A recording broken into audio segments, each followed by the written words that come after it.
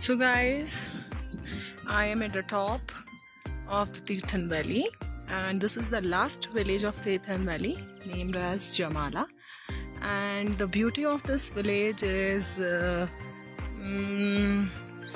can't express the beauty of this village in the words. There is a small meadow over here, and the nets over the apple orchard visible, and you can see the fog, the clouds moving around. The weather is so pleasant, the valley is not that visible, and the way limited people are here in the meadow. You can have a look.